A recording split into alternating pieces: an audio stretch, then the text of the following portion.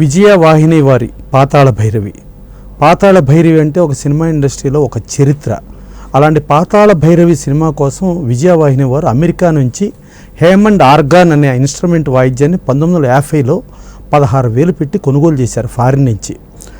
ఒక టీచర్ని పెట్టి మాస్టర్ వేణు గారు అంటే నేడు వాళ్ళ మన యువ హీరో భానుచంద్ర గారి వాళ్ళ ఫాదరు. ఆయన మ్యూజిక్ డైరెక్షన్లో ఆ వాయిద్యాన్ని ఎలా ఉపయోగించాలో నేర్పించారు. మాంత్రికునికి సంబంధించిన సన్నివేశం కొరకు ఈ హేమంత్ ఆర్గాన్ అనే ఇన్స్ట్రుమెంట్ను ఉపయోగించడం జరిగింది. సో ఆ హేమంత్ ఆర్గాన్ని వాడుతూ 1951 ఫిబ్రవరి 18 నాటికి పాతాళ భైరవి షూటింగ్ పూర్తి చేశారు. అప్పట్లో ప్రముఖ పంపిణీ వ్యవస్థలో ఉన్న విజయవాడ ప్రధాన కేంద్రంగా ఉండేది. ఆ పంపిణీ వ్యవస్థలో పాతాళ భైరవి విడుదలకు ముందు రాత్రి విజయవాడలో దుర్గా కళామందిర్ ఫేమస్ థియేటర్ ఆ రోజుల్లో విజయ డిస్ట్రిబ్యూటర్స్ వారు ఒక షో ఇవ్వటం జరిగింది. ఏది రేపు రిలీజ్ అనగా బిఫోర్ షో ఇవ్వటం జరిగింది. ఇది 4-5 వారాల సినిమా అనేది చెప్పడం జరిగింది. వీళ్ళు ఎమ్మటే 4-5 వారాలని చెప్పంగానే కొంచెం గుండెలు జారిపోయాయి. ఈ సినిమా ఫ్లాప్ అయితే నిర్మాతలుగా విజయవాహిని వాళ్ళ కెరీర్ దాదాపు ఫుల్ స్టాప్ పడిపోయినంత పరిస్థితి వచ్చి ఈ టాక్ విషయం ఆ రోజుల్లో ఆ సినిమా దర్శకులు కేవీ రెడ్డి గారికి తెలిసి అగ్గి మీద గుగ్గిలం అయ్యారు. అప్పట్లో విజయవాడకి ట్రంకాలు బుక్ చేసి ఆ రోజున ఆ థియేటర్కి సంబంధించి ఆ మేనేజర్ అప్పట్లో దారా సత్యనారాయణ గారి మీద గట్టిగా అరుస్తూ, నా పర్మిషన్ లేకుండా షో ఎందుకు వేశావు? నేను పిక్చర్ తీసింది మీ కాంప్లిమెంటరీ కోసం కాదు, టికెట్ కొని సినిమా చూసి ఆడియన్స్ కోసం.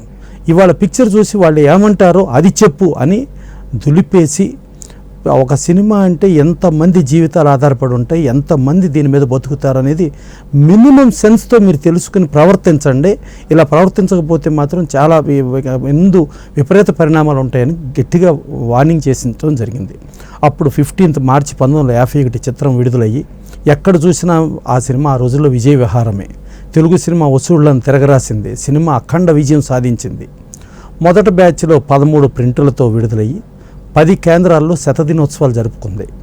4 కేంద్రాల్లో రజితోత్సవం అంటే 25 వారాల పైన జరుపుకుని ద్విశత దినోత్సవం అంటే 200 రోజులు జరుపుకున్న తొలి తెలుగు సినిమాగా నిలిచిపోయింది పాతాళ భైరవి. ఇప్పటి వరకు పాతాళ భైరవి 500 ప్రింట్లు వేశారు. ఒరిజినల్ నెగిటివ్ కాలం చెల్లిపోవడంతో ఆ ప్రింట్లు వేసిన దాంతో ఒరిజినల్ నెగిటివ్ చెడిపోవడంతో మళ్ళీ 2 సార్లు డూప్ నెగిటివ్ చేయటం అరుదైన రికార్డుగా చెప్పుకోవచ్చు. అంటే ఒక ఒరిజినల్ నెగిటివ్ 2 సార్లు డూప్ నెగిటివ్ వేయటం అనేది ఏ సినిమాకి ఇలాంటి సిచ్యుయేషన్ రాలేదు. ఇది విజయవాడ, బళ్ళారి, కర్ణాటకలో ఉన్న బళ్ళారి, బెంగళూరు, అలాగే గుడివాడ, నెల్లూరులో 25 వారాలు ప్రదర్శితమైంది. తెలుగులో డైరెక్ట్గా 25 వారాలు ఆడిన సినిమా పాతాళ భైరవి. చంద్రలేఖ తమిళ చిత్రం విజయవాడలో డైరెక్ట్గా 23 వారాలు ఆడటం జరిగింది. మద్రాసులో ఈ చిత్రం 100 రోజులు వేడుక చేశారు. యూనిట్ అందరికీ 3 నెలలు బోనస్ ఇవ్వడం కూడా జరిగింది.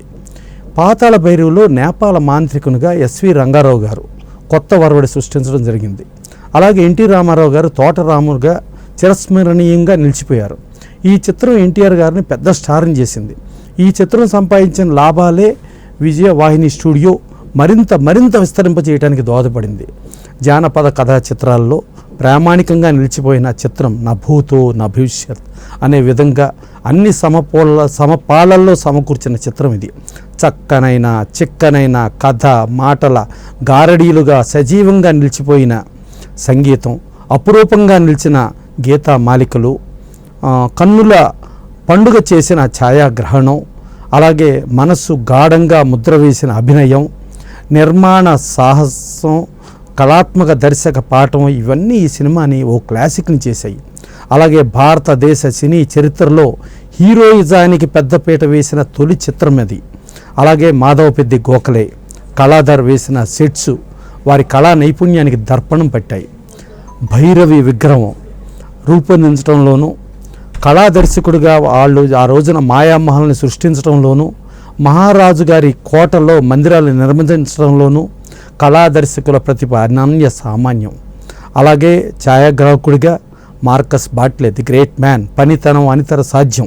చివరి దృశ్యంలో మాయామహల్ నిజంగా ఎగిరినట్లే భ్రాంతి కల్పించారు. అది నిజంగా నేల మీద కథలని ఒక సెట్టు.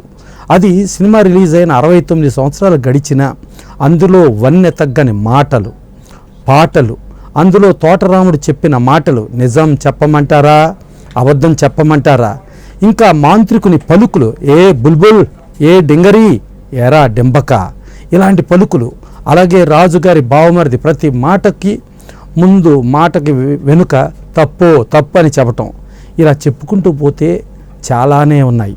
పాతాళ భైరవిని ప్రసన్నం చేసుకోవటానికి నేపాల మాంత్రికుడు చదివే మంత్రాల కోసం వేద పుష్పంలోని మంత్రాలను తిరిగి రాసేందుకు పింగళి గారి ప్రయత్నం అద్భుతం, అత్యద్భుతం. ఇక పాటలైతే అమృతంలాగా మళ్ళీ మళ్ళీ వినేలాగా మనస్సుకు హత్తుకుంటాయి. అంతలాగా ఘంటసాల వెంకటేశ్వరరావు గారు శ్రోతల హృదయాలను గెలుచుకున్నారు. ప్రముఖ సంగీత దర్శకుడు మాస్టర్ వేణు గతంలో ఇంతకుముందు చెప్పడం జరిగింది, హీరో భానుచంద్ర గారి తండ్రి. ఈ చిత్రానికి ఆర్కెస్ట్రా నిర్వాహకుడిగా చేశారు. గాయని లీలకు ఈ సినిమాకు చాలా పెద్ద పేరు తీసుకుని వచ్చింది. అలాగే ఈ సినిమాలో ఘంటసాల గారికి, లీల గారికి, వారిద్దరి కాంబినేషన్కి మంచి క్రేజ్ వచ్చింది. పాతాళ భైరవిగా గిరిజ గారు చెప్పిన డైలాగులు, నరుడా ఏమి నీ కోరిక అని చెప్పే డైలాగ్ ఇప్పటికీ ప్రేక్షకుల గుండెల్లో నిలిచిపోయింది. సాహసాన్ని మేళవించే కేవీ రెడ్డి గారు ఈ చిత్రాన్ని అద్భుతంగా తెరకెక్కించారు. కథానాయకుడు ఏదైనా సాధించగలడనే ఫార్ములాకి పెద్దపీట వేసింది.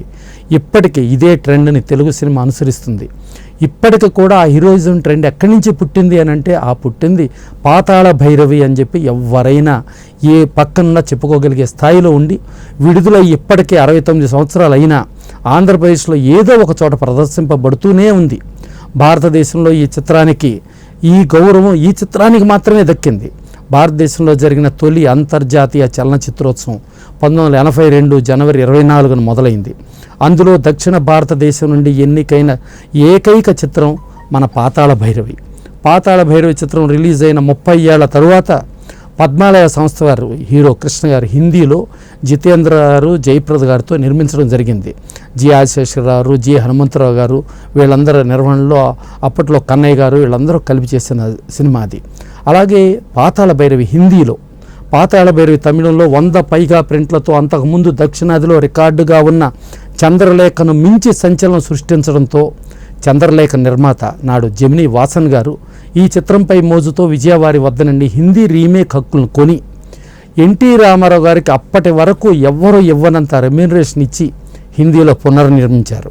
1952 ఏప్రిల్లో విడుదలైన హిందీ వెర్షన్ కూడా సంచలన విజయం సాధించింది. అక్కడ కూడా సిల్వర్ జూబ్లీ ఆడింది.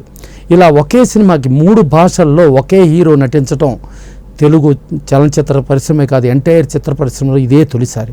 ఈ విధంగా కూడా పాతాళ భైరవితో ఎన్టీఆర్ గారు మరో కొత్త రికార్డును కూడా భారత చలనచిత్ర చరిత్రలోనే సరికొత్త చరిత్రగా సృష్టించారు. ఇలాంటి చరిత్రలకు మూల కారణమైన పాతాళ భైరవి కేవీ రెడ్డి గారి దర్శకత్వంలో రూపొంది విజయవాహిని వారి నాడు నాగిరెడ్డి చక్రపాణి గారు వాళ్ళ నిర్దేశంలో వాళ్ళ నిర్మాణతలో వాళ్ళు సాధించడం, విజయ ప్రొడక్షన్స్ వాళ్ళు స్టూడియో పరంగా కానీ విజయ ప్రొడక్షన్స్ అంటే ఆ బ్యానర్ వాల్యూకి తగ్గట్టు సినిమాలు నిర్మించడంలో ముందుండి ఆ సంస్థ నుంచి పాతాళ భైరవి రావటం, ఆ పాతాళ భైరవి ట్రెండ్ ఆ రోజు నుంచి ఈ రోజుకు కూడా ఇన్ని సంవత్సరాలు గడిచినా కూడా ఆ తోటరాముడిని ఎవ్వరూ లేని విధంగా మలచటంలో కానీ కేవీ రెడ్డి గారి అద్భుతమైన అడ్వాన్స్ విజన్ అంటే ఇంకో 100 ఏళ్ల తర్వాత ఇంకో 200 ఏళ్ల తర్వాత ఏం జరుగుతుందనేది. అలాగే కెమెరా పనితనంలో చూసుకుంటే మార్కస్ బాట్లే, ఆయన ది గ్రేట్ కెమెరామెన్. ఆ మార్కస్ బాట్లే గారు సినిమా కెమెరామెన్గా ఆయన చేశారంటే అనేది ఒక అద్భుతమైన చిత్రమాలిక అనే రేంజ్లో ఫీల్ అయ్యే ఆయన. సో అలా అద్భుతమైన టెక్నీషియన్స్తో చేసిన ఆ పాతాళ భైరవి ఆనాటి నుంచి ఈనాటి వరకు ఇంకెన్నో కాలాలకు కూడా ఎప్పటికీ మరువలేని మరపురాని ఒక అద్భుతమైన దృశ్య కావ్యం. అలాంటి కావ్యం పాతాళ భైరవి గురించి వాళ్ళు మనం తెలుసుకుంటాం.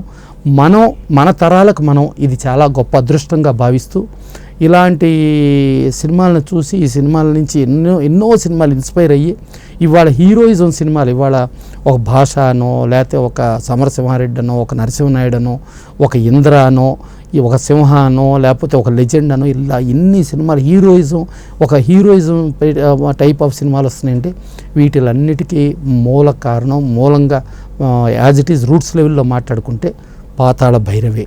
ఇలాంటి పాతాళ భైరవిని అందించిన ఆ రోజుల్లో పనిచేసిన టెక్నీషియన్స్ కానీ అందరికీ కూడా మా ధన్యవాదాలు. Thank you.